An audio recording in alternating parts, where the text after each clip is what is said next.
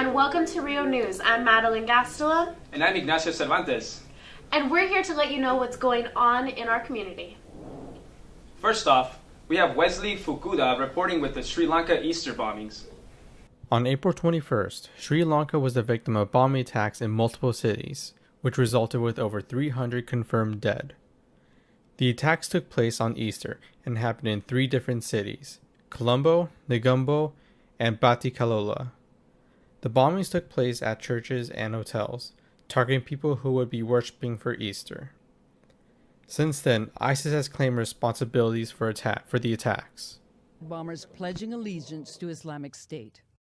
The man in the middle, Mulavi Zaran Hashim, is a local extremist Islamist preacher who was already known to Sri Lankan intelligence. Reports also believe that the attack may be a retaliation for the mosque shootings in New Zealand, which resulted with 50 confirmed dead. Reports also indicate that the officials were aware of an attack but did nothing to prevent it. Since then, the President of Sri Lanka has visited the bomb sightings out of respect and grievance for the families, and has replaced all security chiefs. 5 children, all are boys. I can't bear this on my head.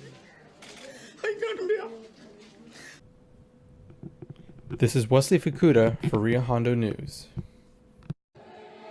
This security camera video shows a suspected suicide bomber with his backpack pausing to pat a child as he approached St. Sebastian Church in Negombo.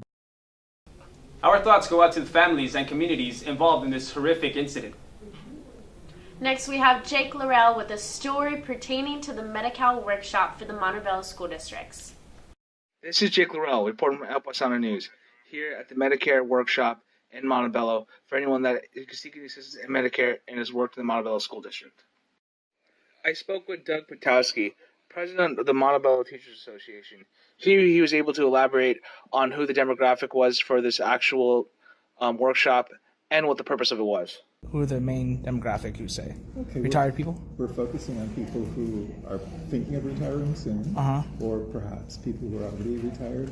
Sometimes people retire before they reach the age of 65, so it's good for them to know what they can expect when they reach 65 and are ready to apply for Medicare. And is this anyone in Montebello that's near the retirement age? No, this is for people that work for the Montebello Unified School District. So Okay. it could be either certificated or classified, or even administrators. Okay, so it's not just teachers. It could be anyone that works in the school district. Anyone in the school district. It could be a bus driver, it Janitor. could be a principal, a janitor, anybody. Okay. I spoke to Nora Adams, a retired former special ed instructor that came to this workshop to get more information based upon for her husband. I had a somewhat of information about Medicare. I knew that at 65 you need to apply. I just needed to know basically what are the penalties, which she presented. And because I'm still working, but my husband's retired, I wanted to know when he should apply. And I got some more information in regards to when he should go into the Social Security office and start applying for Medicare. It helped me understand somewhat. There's still a lot of questions. There's a lot of information that was presented today. So I always look into things more, especially as it gets closer to our deadline. This is Jake Laurel from Paisano News. Now back to you. Hopefully they all get the help they need. It really is imperative that people take charge of their health when they can. We have Jaime Aparicio reporting on the new Star Wars event, Galaxy's Edge. Due to open May 31st, Disneyland's Galaxy's Edge will surely bring in high numbers of attendance this coming summer. In preparation for a grand opening, Disneyland officials have announced details as to how guests can visit the new land. In addition to having admission for the Disneyland park, guests will need to make a reservation at no additional cost at Disneyland's main website beginning May 2nd. Be aware that once visiting this website, you will need to create an account, which is also free, in order to make a reservation to visit Galaxy's Edge. Another small detail to be aware of when expecting to visit the new land is that Disney has just announced that each reservation made to enter Galaxy's Edge will only grant the visitor a 4-hour time frame to help as many guests as possible to experience the new land. These needed reservations are a sign that the Disney park is taking necessary steps to try and control the upcoming heavy crowds. Once Galaxy's Edge is open, guests will be encompassed in all things Star Wars. From interactive characters to all kinds of collectibles that include new build-your-own lightsabers with working kyber crystals that can be interchangeable from hilt to hilt, as well as both Jedi and Sith holocrons that also react differently depending on what kind of crystal is inserted into the chamber. Nowhere yet has been announced on pricing for all merchandise available to purchase in Galaxy's Edge. Other items to be available for purchase are clothing inspired by the films, as well as costume replicas from well-known characters of the Star Wars franchise. Galaxy's Edge will open to all with a reservation May 2nd at Disneyland in Anaheim, California. This is Jaime Aparicio for El Paisano News. Fan or not, that doesn't look too bad. Speaking of something bad, let's go over to Daniel Gomez with the results of the Clippers versus Golden State. With the NBA playoffs well underway, 16 teams compete in 7-game series against the best teams in their divisions. All eyes are on the Golden State Warriors as they aim for their 5th consecutive final appearance and the 4th championship in those past 5 years. Their first-round opponent is the Los Angeles Clippers, who are looking to make a major upset by eliminating the former champions. The Warriors are the clear favorites, but scores have remained close in the past few games. This came to a head in Game 2, where the Clippers were able to close out a game after being down 31 points. This makes the Warriors the only team to lose a game with that large of a lead in the playoffs. It also stands as a harsh reminder of them losing in the finals after having a 3-1 game lead. Despite this, the Warriors have been able to win the next 2 games, putting them 1 game away from advancing to the next round.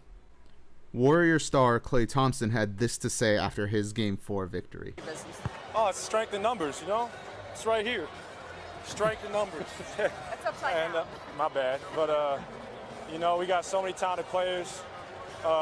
Everyone on the floor can play, make, shoot, pass, and dribble. And we're very unselfish. It doesn't matter if it's Steph's night, KD's night, my night. We're going to find a hot hand.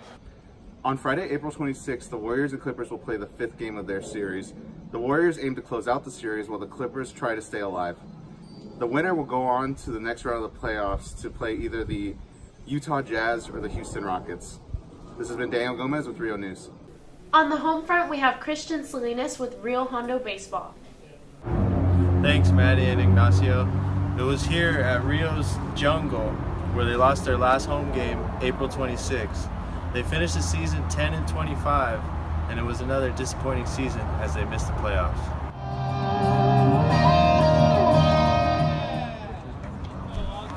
Rio finished the season losing 2 out of 3 to Chaffey College, summing up a rather forgettable season. Many things didn't go right for the Dirty Birds this year, whether it be pitching or offensively.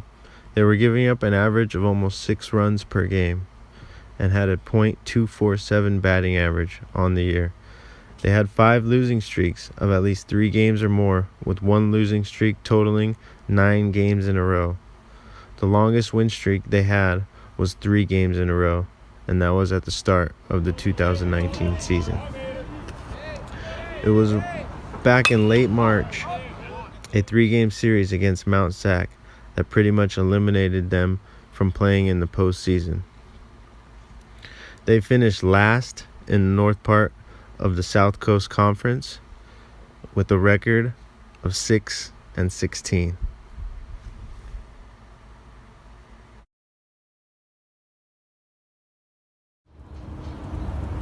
This is Christian Salinas reporting for Rio Sports News. Now back to you, Maddie and Ignacio.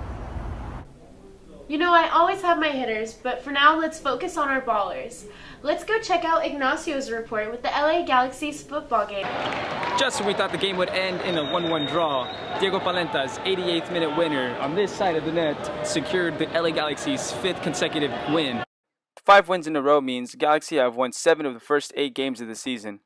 The Galaxy are 1 point behind first place with 1 game in hand, and the game winner was also the Uruguayan's first goal since joining the club in February. It capped up a hard-fought victory, which head coach Guillermo Barros Schelotto called a fighter's win. After Houston tied the game, we fight for to win. We deserve to win. And now the Galaxy have a chance to go ahead and take the first place of the Major League standings.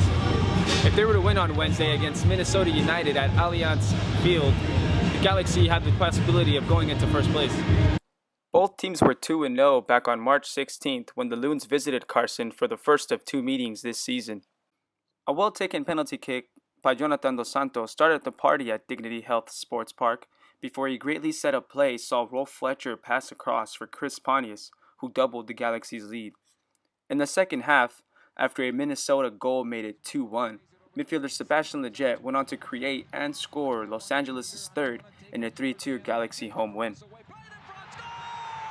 The Galaxy will be back at Dignity Health Sports Park Sunday, April 28th, when they receive Real Salt Lake. Until then, for El Paisano News, Ignacio Cervantes. Great job, Ignacio. Thank you for watching our broadcast today. I'm Madeline Gastelum. And I'm Ignacio Cervantes. And this has been El Paisano News.